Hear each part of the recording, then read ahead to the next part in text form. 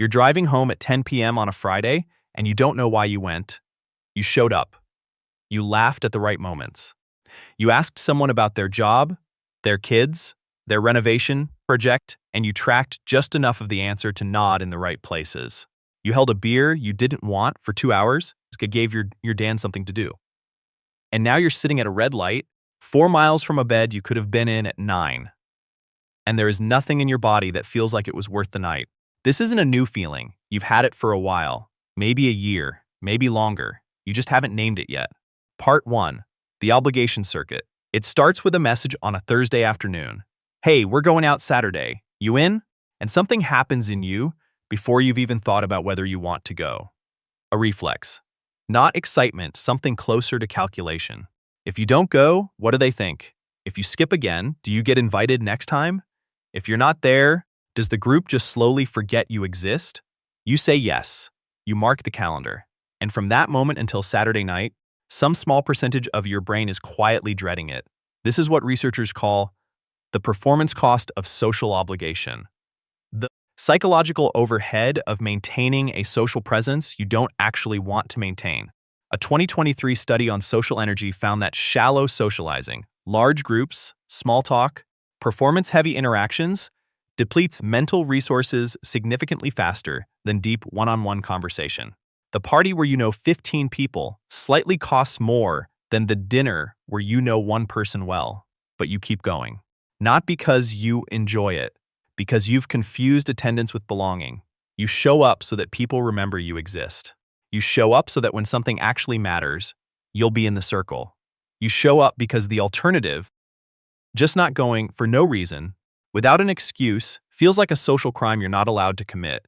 So you go, you perform. You drive home at 10 p.m. wondering why. Part 2, the first no.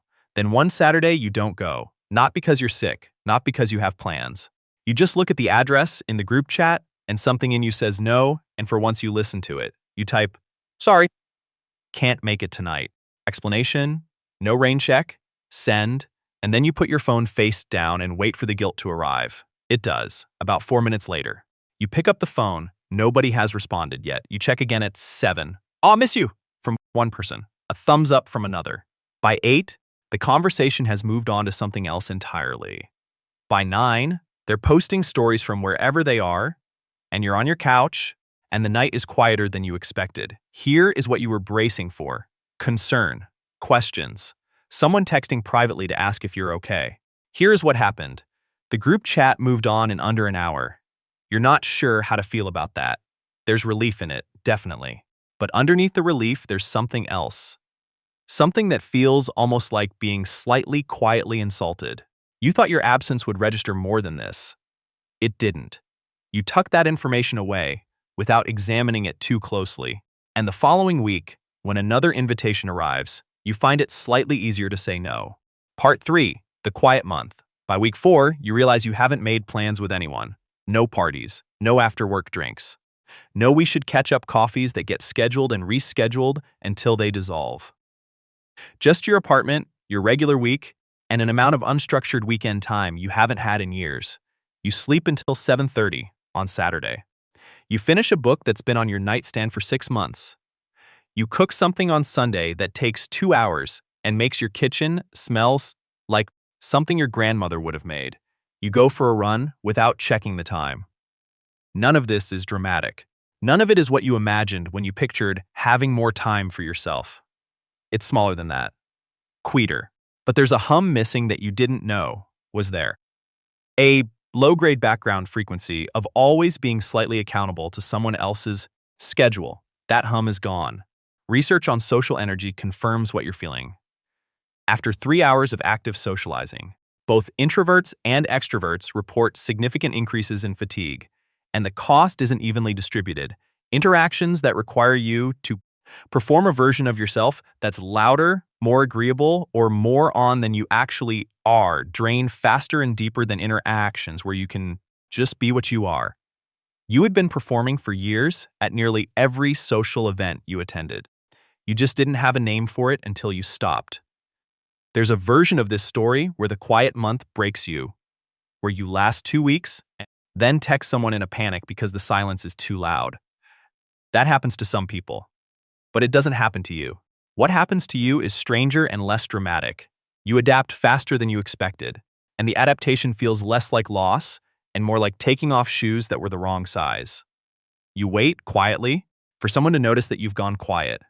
Nobody asks. Part 4. The inventory. Somewhere in the second month, you start doing the math. Not aggressively, not with bitterness, just honestly. You go back through the last 2 years and ask a simple question. Who was actually there? Not there at the party. There when the thing happened. The bad week at work, the medical scare, the moment you needed someone to say something real. Who texted first, without prompting? Who remembered the thing you mentioned 3 months ago and circled back to ask how it went?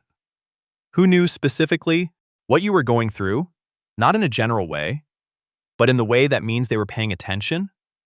The list is shorter than the group chat.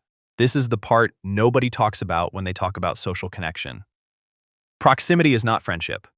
You can share a dinner table with someone every month for 3 years and still be strangers. You can be in a group of 12 people who would all say you're close and have nobody in that group who actually knows you. What you had in most of those rooms was not connection. It was co-presence. You were near each other often enough that it felt like something. It wasn't nothing. But it wasn't what you thought it was. You're not angry about this. It's just data. And it changes what you're optimizing for. Part 5. Nobody was watching. 3 months after you started saying no, you run into someone from the old group at a grocery store. He looks the same. He seems genuinely happy to see you. He asks how you've been, and you say fine, and he says the same, and you both do the brief social math of figuring out whether this is a coffee conversation or a wave and move on conversation. It's a wave and move on. You both know it within 4 seconds. You part ways somewhere between the produce section and the bread aisle. That's it. No confrontation. No, where have you been? No evidence that your absence from the group was a topic anyone discussed for more than a few minutes, if at all. There's a particular comment that circulates in videos like this one. The idea that when you start quietly winning, people stop with the pity and start with the resentment. That they sense you've moved somewhere, they haven't, and they respond with friction. Maybe that happens.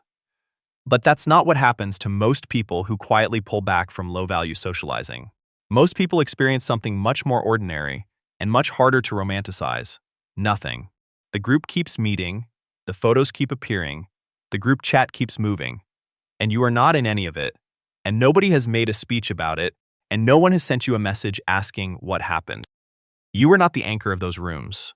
You were attendance. And attendance, it turns out, is replaceable. Here's what this means, said plainly. Those people were not watching you. They were not tracking your presence or your absence. They were managing their own social calendars, their own obligations, their own low-grade exhaustion from their own Friday nights they didn't want to attend. You were doing the same performance they were doing. You all performed for each other. And when you stopped performing, the show didn't end. It just had one fewer person in the audience. Nobody noticed because nobody was watching. Not the way you thought. Not the way you needed. Part 6. What silence sounds like. It's a Saturday morning in what might be October, and you have nothing scheduled. No brunch, no obligation. No event you told yourself you should probably attend. Just a day that belongs entirely to you, and the low-level discomfort of not being entirely sure what to do with that. This part doesn't get talked about honestly enough. Pulling back from social obligation doesn't automatically produce peace. The first few months, there are Saturday nights where you pick up your phone, put it down, and pick it up again, checking for something that isn't there.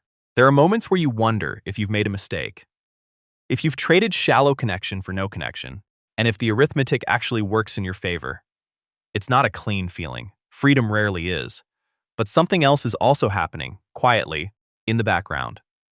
When you stop filling every weekend with people you don't particularly want to see, you start to notice which people you actually miss, not out of habit, not out of social obligation, out of something genuine, a specific person's specific way of thinking, a conversation you want to finish, someone whose company makes the room feel different rather than just fuller.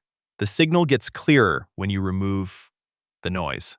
And you start to notice, for the first time in a while, what you actually want to do with a Saturday, not what you said yes to, Not what you attended out of FOMO or guilt or the fear of being forgotten, but what you would choose if nobody was watching and nobody was keeping score.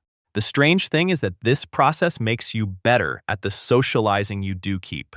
The few people you do make time for, you're actually present with them now. You're not conserving energy for the next event on the calendar. You're not half-tracking the conversation while calculating your exit window. You arrive and you stay, and when you leave, you don't feel like something was taken from you. You had more people and less connection.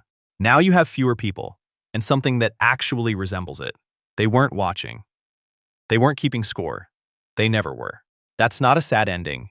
It's the most useful piece of information you could have. Nobody noticed when you stopped showing up, and that tells you everything you needed to know about why you were showing up.